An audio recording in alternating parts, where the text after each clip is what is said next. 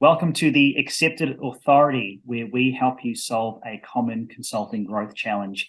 I'm Andy Marmont, and with me, as always, is Greg Rowith. G'day, Greg. Hi, Andy. How you going?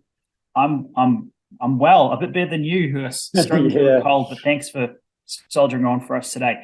What we wanted to talk about is a question that's come up quite often with a lot of our clients and our potential clients. Is why marketing doesn't work. And you might be thinking, well, that's a pretty broad question and there's a few parts to it, but we want to focus on probably the main blocker that's stopping marketing being effective for consulting firm owners. And that really starts with the message and choosing the right customer or client. So to give you a bit of context, as an example, I spoke to someone this week. They're the owner of a consulting firm. They've got 20 staff. It's a fairly niche sort of technology consulting business. And I asked them, so tell me about your business. Who do you help? And they said, and I quote, I help small, medium, and large business owners. Yeah. I mean, no wonder they're struggling because it's like they're throwing three darts on a board and trying to get one of them to hit. So let's talk about the problem with why marketing doesn't work, and let's just focus on maybe this to start with. Do we need to focus on our ideal customer? Do you reckon? Yeah, good question, Andy, and it's so common. You know, I've had responses to that similar sorts of question in similar sorts of ways a lot, and I think probably it's the biggest challenge for most consulting firms is to define who their client is and you know, who they help and you know, what problem do they solve. There's another one that goes with that. But really defining who they help first is critical, because unless you are specific about who you help, you know, you do get those sort of responses around, you know, basically I can help anyone with a pulse who's willing to pay. Mm-hmm. And the problem with that, although it sounds like we can help anybody, is that our messaging has to be really generic to cover all the contingencies. You know, if you've got a small business, a medium business, a large business, how do you talk to them about, you know, their problem? Well, you can't, because each one of those categories has a different set of problems. So when you're trying to do marketing and you know, all you can do is say, here's the services we offer to these sorts of businesses. And we've talked before about, you know, the results of that. People don't have any awareness of the value of your services until they actually know what problems you solve. Yes. That's a really important point, Greg. It's the first piece is really about choosing the customer. And you might have three that you think that are your ideal sort of clients, but just getting super clear on, say, one in particular will allow you to focus not on the services, but actually on the problem. So let's assume that we chose one ideal client. And, you know, I guess what I'm saying is that the step that we go through there is we need to then understand from their perspective, what are these problems that are coming up for them. And you can do it in different ways. You can talk to your customers, you can talk to your team, talk to your sales people, do some research. There's a whole different few ways to do it, but that's really the first step, isn't it, Greg? You just get clear on some of the problems. Yeah, well, it definitely is the first step, and maybe a preliminary step even just before that is to actually have the courage to limit your focus in the market. You know, because I think the greatest fear that a lot of consultants have is if we specialize, you know, if we start to limit our focus, you know, our marketing isn't working well enough now. So if I actually go narrower and be more selective, am I choosing from a smaller pool? And so the fear is, well, I can't do that because I don't want to limit my opportunities.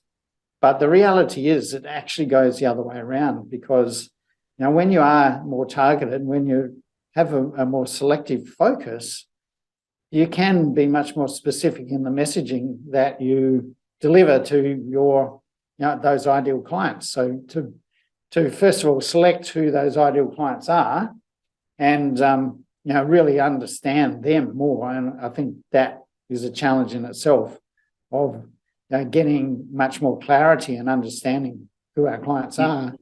Excuse me. Then, we've got some opportunity to really start to speak to them in terms that they understand, rather than in the generic terms that comes across on most websites where we don't have that targeting. Yeah, definitely. It's you start to become an attraction magnet, which is really the base of all good marketing. Unless you do that initial work, I think a myth that I see, or a worry that I see a lot of firm owners have, is that they're going to start to lose out on business. But yes, sure, maybe some clients that won't appeal to them, but that's actually a really good thing. You'd rather go. It's like the iceberg theory. You'd rather be a mile deep than an inch short. You'd rather put all your focus on helping solve the problems for one ideal customer, so you can go really deep. You can have all the creativity that flows from that, and your messaging and your sales conversations and your marketing and all those things that you do. You'd rather have that than have a thin layer of your expertise and knowledge and message from many different companies, right? Like if you imagine that in your mind, what would you rather be? A massive long iceberg at the top of the water, or a deep one that goes 100 feet below the water? And that's the sort of metaphor that explained it well for me anyhow. Yeah, no, that's right. Being really solid in terms of what you've got to offer, and that iceberg example is a good way to picture that. Really being able to acknowledge that we can't be all things to all people. And I was actually having a conversation with one of my clients this week about this exact challenge. And what tends to happen is, he gets a lot of referrals. Most of his work comes from referrals, like most consultants. It's a result of existing client referrals plus networking. But a lot of his work is with low-level clients, low fee-paying clients. And often, because they're probably a challenge to deal with, he tends to go over scope on those projects. Just to, he wants to deliver a good service. He's very conscious of his reputation and wants to deliver quality. So he goes over and above in delivering that service. But because he's conscious of the client's budget and conscious of their needs and wanting to help, he's often caught out by doing the work for the wrong sort of clients. And having the courage to say no to those people, even maybe just to be a bit more hard-nosed about saying no to people that need your help but can't really afford to pay the price that they should be paying to get the quality job that you're going to deliver. So having that focus, first of all, on who is a good client, who's not a good client, and being selective, having the courage to say no to the wrong sort of clients, so that you can really focus on getting more opportunities with the best clients. The courage is such a good word, and I feel like that's a step that a lot of us need to have when it comes to being a business owner, is you say, having that courage. And it's my number one value is courage. And I've seen that by focusing on that, you really start to create the kind of business and attract the sort of people that you want. So there's a real power in using that, starting off with that basis of courage. Yes, you're going to lose out to some clients, but hey, what's the opportunity here? What's the upside? Imagine your top client, let's call him Bruce, and you think, why is he such a good client? Oh, because he values what I do. He treats me as a partner, as part of the business. It's a long-term relationship, all these things. Imagine 100 Bruces or 50 Bruces or 10 Bruces, whatever you'd like. Then there's that's a whole different approach to your business. And I think that having that realization at the start of this growth journey is going to put you in so much it's gonna quicken your way, it's gonna quicken your attraction to get your ideal clients coming to you, but also you'll look at your business differently, and your team therefore also, it's a flow-on effect, it's a ripple effect, because then they go, wow, Andrew's attracting all these really good clients that value what I do, and they pay more, and all these sorts of things. So that's a really important. Yeah, well, it's a great example, and just using someone's name is the best way to get someone's attention. So if you're saying, hey, Bruce, Bruce is going to turn and have a look who just called out for me. But that's the problem with not having a Bruce to call out to. If we're saying, hey, anyone here in business, like, yeah, so what?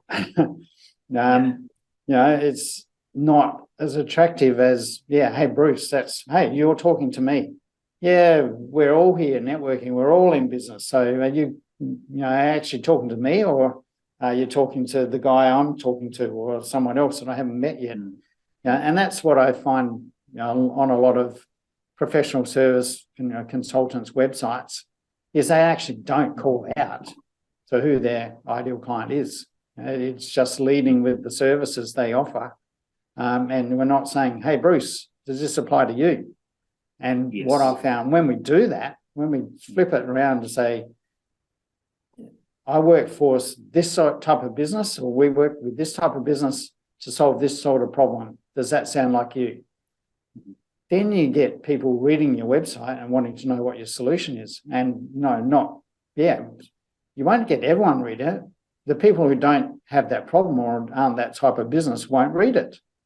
But the good thing is the people who are that type of business and have that problem will read it. And that's where you start to get attraction and follow through with people actually either picking up the phone or putting their inquiry in to talk to you. Yes, it's that inbound, really it's that mixture of inbound and outbound. But if you can get the inbound people coming to you, as you said, Greg, let's call you Bruce. Bruce. Greg, sounds like an old Kiwi joke we're falling into now. We'll let that through to the keeper, as they say, and keep moving forward. But definitely. So really, as a sort of summarizing that, if marketing doesn't work, it's probably because you're not super clear on your ideal client, and then you haven't actually narrowed down the message and the problem that you're trying to solve for them. Doing that as a foundation will allow you to attract more of who you want to work with. It will make you better in sales, and it will also allow you to, from your building your authority through things like content, that will also come to the fore. So it's a whole system that we're trying to build here, but it starts with your ideal client. So we might wrap it up there and let you wrap up with a nice blanket, Greg. So thank you for your time, and as always, where can we find you online? Yeah, definitely do a search for Greg Roworth on LinkedIn or Facebook, or go to my website at businessflightpath.com. Fantastic. I'm at Andrew Marmont on LinkedIn, or the website is concurve.com.au. This has been the Accepted Authority Podcast. Thank you so much for listening, and we'll see you next time.